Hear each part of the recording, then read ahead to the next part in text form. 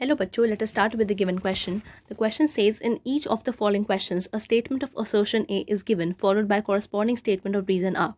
Of the statements, mark the correct answer as A, if both A and R are true and R is the correct explanation of A. B, if both A and R are true but R is not the correct explanation of A.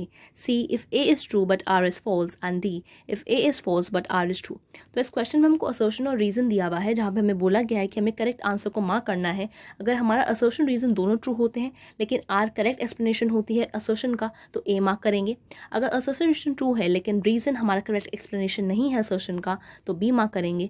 अगर assertion true है लेकिन reason false है तो सी mark करेंगे। And अगर assertion false है लेकिन reason true है तो डी मार्क करेंगे।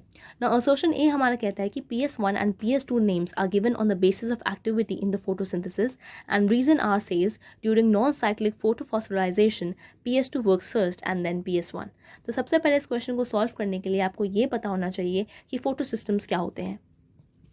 So let us start writing the key concept involved in this question and that is having the knowledge of photo systems.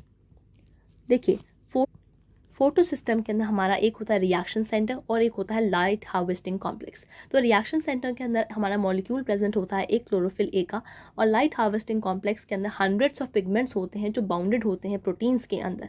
So photo system has light harvesting complex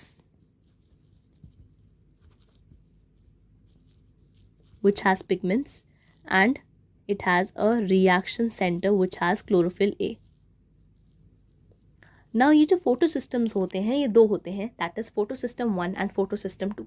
जो हमारा photo system 1 होता है वो absorb करता है light of wavelength P700, यानी photo system 1 जो होता है वो करता है 700 नैनोमीटर की लाइट को एब्जॉर्ब, और फोटो सिस्टम सेकेंड करता है हमारा 680 नैनोमीटर को।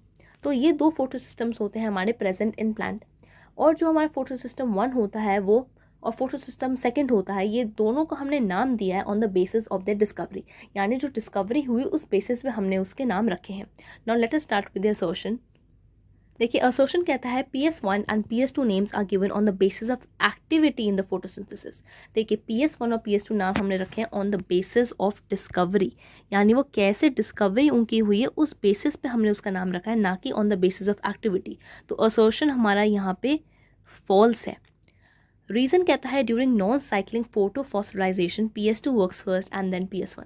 देखिए, सबसे पहले तो जो नॉन साइक्लिंग फोटोफॉस्फोराइजेशन क्या होती है?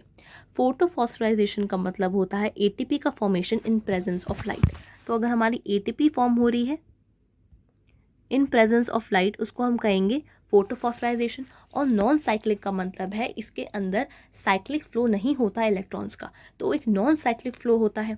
इसके अंदर पहले PS2 वर्क करता है and then PS1। This is a true statement, क्योंकि जो हमारा फोटो सिस्टम सेकेंड होता है उसके अंदर वाटर की स्प्लिटिंग होती है, इलेक्ट्रॉन्स का ट्रांसफर होता है देन PS1 को। तो सबसे पहले PS2 वर्क करेगा एंड देन PS1 वर्क करेगा। सो रीज़न हमारा ट्रू है, असर्शन हमारा फॉल्स है। So which one is the required answer? It is D, if A is false but R is true. So D, which says if A is false but R is true, is the required answer to the given question.